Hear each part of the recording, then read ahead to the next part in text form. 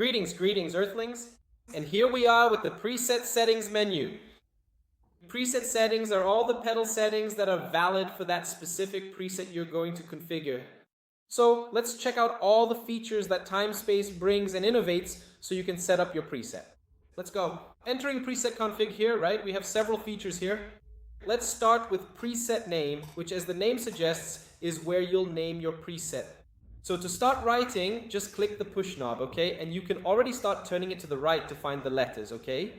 So let's write police here, RIP, and there it goes. And you start to notice that sometimes you need to turn the knob a lot, but don't worry, there are very important shortcuts for you to write faster, okay? The first knob when clicked is already a shortcut for uppercase letters, the second knob is a shortcut for lowercase letters, and the third knob is a shortcut for numbers, right? Foot switch 1, it goes back to the previous character selection, okay? And foot switch 2, it inserts a blank space. So this way, it's very simple and fast for you to create and write the names of your presets. Bypass load state. What is the bypass load state? Well, when you load the preset, when the pedal receives a program change, or you enter the preset, it's the current state of the pedal. So you have the state which is keep same. If you switched presets and the pedal was off, it'll stay off. If it was on, it'll stay on. That's the keep same function.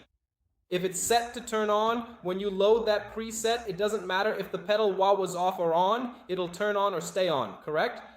And you have turn off. If you were in the preset, loaded that preset, it'll turn off. If it was on, it'll turn off.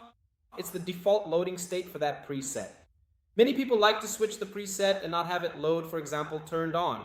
Then you go and turn it on with your foot, which brings a certain musical expression there, where you'll use that effect, but you don't know exactly when you'll use it, but it's already preloaded and you just step on the pedal and use that effect.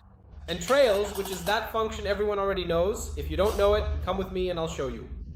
Trails off is the pedal's default. You have all the repeats right, and when the pedal turns off, you have that abrupt cut of all repeats. So you played a note, the repeats were coming. When you turn it off, the effect sound is gone, the repeat sound is gone, and that's it.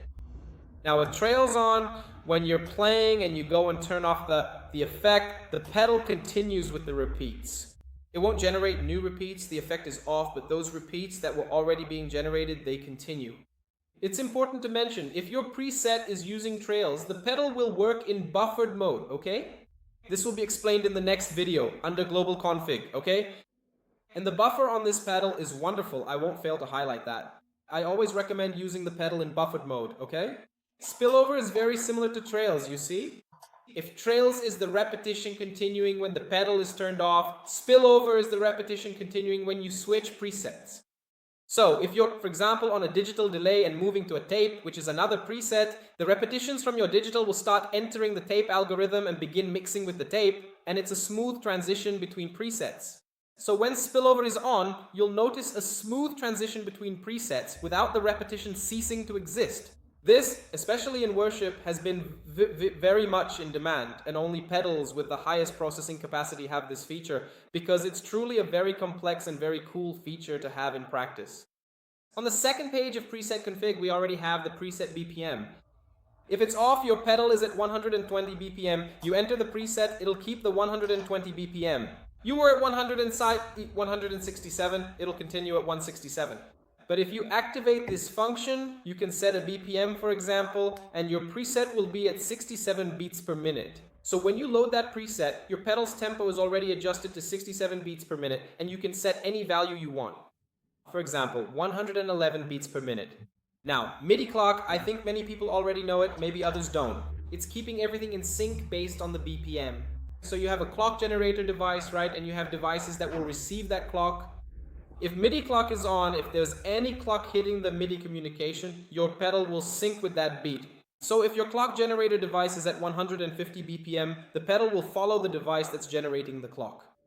That's how the MIDI clock feature works. It's already a more advanced feature. If you don't know what clock is, what the functionality is, what the purpose of MIDI clock is, I don't recommend using this feature, okay?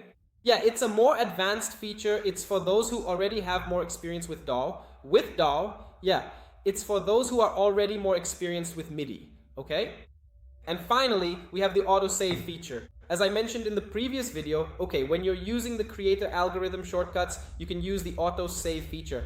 You click the shortcut, make a quick edit, for example, on the feedback, and if autosave is on, the moment you make that quick edit on the feedback, it'll already be saved. You don't need to look for and click on save. So for people who usually adjust the pedal a lot live, increase the feedback a bit, tweak the final tone a little, the autosave feature is very interesting to keep on. So you make a quick adjustment, get the tone, and that's it. It's already saved. You don't have to worry about saving that adjustment you made. We've reached the third page of preset config, and these are settings that already exist on our controller, so you'll breeze right through it, okay? We have the clear this preset function, which will clear this preset. So everything you created there, once you click clear, will be wiped clean. We have swap width, which is a function that swaps the preset's position. Let's say I have a chorus on 0, 1, and I want to swap it to preset 12. So my chorus goes to number 12, and what was on number 12 moves to number 1. It's just a swap of place, of positioning between the effects. It's great for reorganizing the presets on the pedal, and just click swap to complete the preset swap. And finally, we have copy to, which takes that preset you created and copies it to another location. For example, I can take preset 1 and copy it to slot 14. So that's it, everyone. Here I've managed to explore all the features of this pedal's preset settings, okay? Yeah, they're very interesting features. You can see it's a very complete pedal, packed with functions and very interesting to work with and create. So that's it. Let's move on to the next video. In the next video, we'll cover the pedal's global settings, like how to sync wireless MIDI communication. And without further ado, I'll see you there.